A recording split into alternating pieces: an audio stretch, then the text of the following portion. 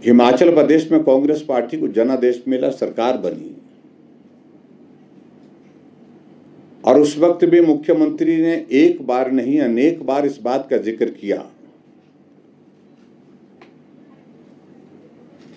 कि जिस प्रदेश में 99% हिंदू हैं, मैं उस प्रदेश में हिंदू पार्टी को, भारतीय जनता पार्टी को, इस तरह से उन्होंने कहा है, को हरा करके जीता हूं। उसका अभिप्राय हमने उस वक्त बहुत हल्के में लिया। हमने कहा कि जीत हुई है, स्वाभाविक रूप से जीत के माहौल में, जीत के जोश में शायद उनके मन में इस प्रकार की एक परिस्थिति आई है कि जो भाव को व्यक्त करने में जहां कठिनाई हो, उन्होंने कह दी वो बात। लेकिन एक बार नहीं, ये घटना उनकी बातचीत की सार्वजनिक मंचों से होने लग पड़ी।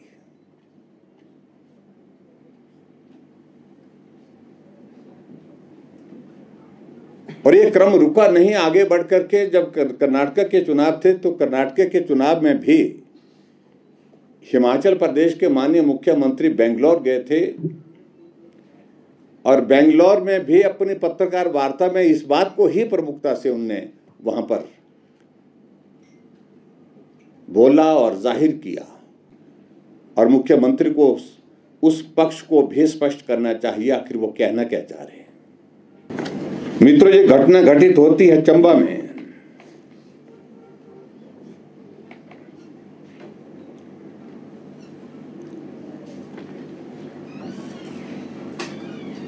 इस मनोहर को बुलाया जाता है, जो आरोपी है, मुख्य आरोपी है शरीफ मोहम्मद।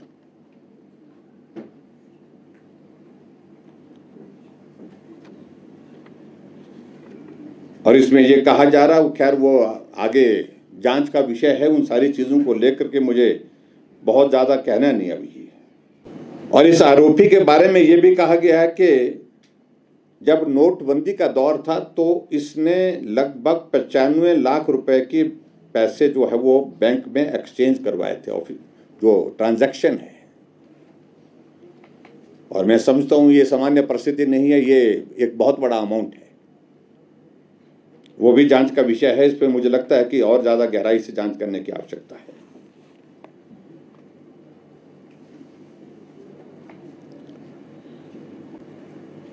और हमें यह भी जानकारी मिल रही है कि उसके अकाउंट में, जो बैंक अकाउंट है, उसमें भी एक साइजेबल अमाउंट है, लगभग 2 करोड़ के लगभग उसमें जो है डिपॉजिट्स है। और उस हिसाब से अगर मैं देखूं कि उनके आय का साधन, आय का जरिया इस प्रकार का नहीं है जिससे इतना बड़ा अमाउंट जो है बैंक के अकाउंट में उनके हो, यह भी एक जांच का विषय है। इस आरोपी के पास जो जमीन है वो लगभग 3 बीघा के करीब है, मलकियत जमीन जिसको कहते हैं। लेकिन इसका कब्जा लगभग 100 बीघा पर है।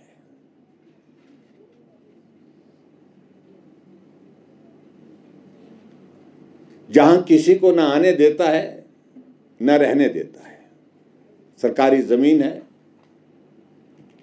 अगर कोई भी गद्दी अपनी भेड़ बकरियों के साथ वहां पर आता है तो उसको धमकाता है। और ऐसा अभी कहा जा रहा है कि जहां ये रहता है वो 10,000 की ऊंचाई से भी थोड़ा ज्यादा वहां पर हाइट है, लगभग 10,000 की हाइट है।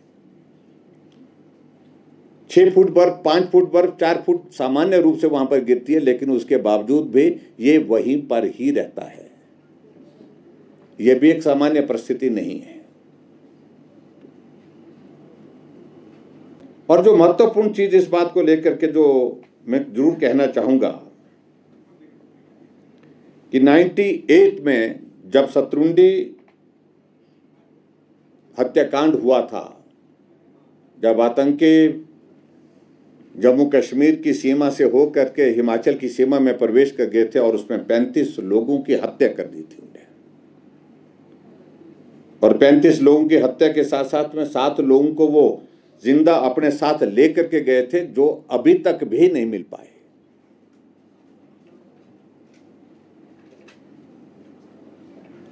उस समय में भी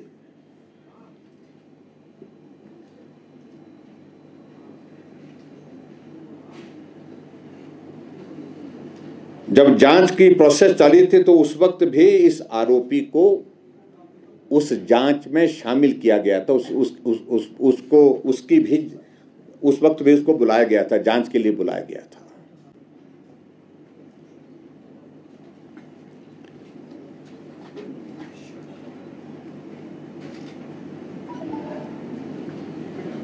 और जो बात कही जा रही है कि जो यह आरोपी है उसकी बहन के साथ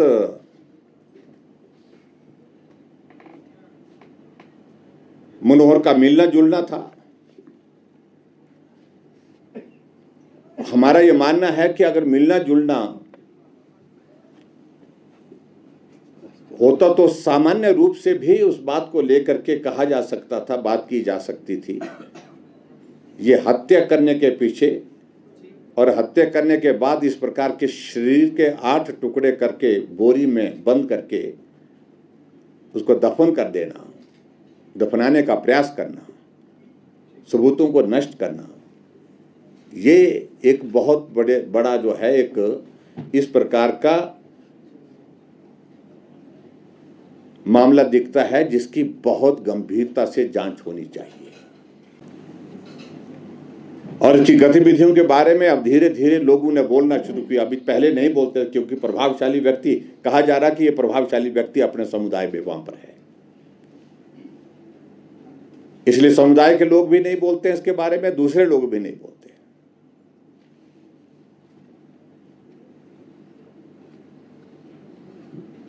लेकिन हमारा मानना है कि भारतीय जनता पार्टी की ओर से हम इस बात को लेकर के मांग कर रहे हैं कि ये जांच, इसकी जो है वो जांच, जो वर्तमान जो परिस्थिति है उसके तहत एसआईटी कॉन्स्टिट्यूट की गई है, लेकिन हमारा मानना है, हमारा कहना है, ये जांच एनआईए से भी होनी चाहिए। वो इसलिए क्योंकि इसके पीछे हमें लग रहा है कि बहुत सारे रहस्य निकलेंगे।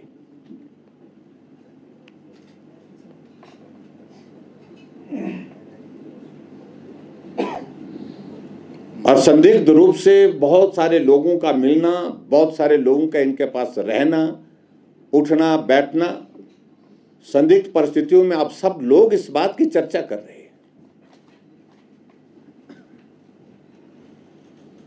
इसलिए हम एनआईए की इन्वेस्टिगेशन की मांग कर रहे हैं। और यही नहीं, इनके परिवार के भी जितने सदस्य हैं, जो आरोपी के साथ जिनके खिलाफ मामला दर्ज हुआ है, मैं सारी उसमें डिटेल में नहीं जाना चाहता हूं, लेकिन मैं इतना जरूर कहना चाह रहा हूं कि इस सारे मामले के कारण एक पूरे हिमाचल प्रदेश में एक अलग तरह का एक दहशत का माहौल पैदा हो गया है। और जिस समुदाय से संबंध रखते हैं, अभी तक भी बहुत सारे लोग इसकी मदद कैसे हो, चोरी छुपे जो किया जा सकता है वो करने की कोशिश कर रहे हैं। और इस बात को लेकर के भी मैं अंत में ये जरूर कहना चाहूंगा, ऐसी भी जानकारियां प्राप्त हो रही है कि कुछ प्रभावशाली नेता सत्ता पक्ष के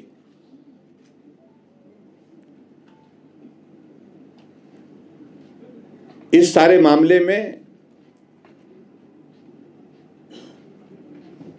दखल देकर के दबाने की कोशिश कर रहे हैं।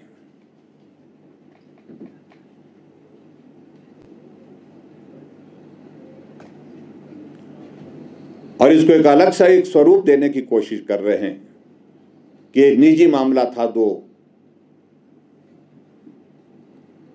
लोगों का।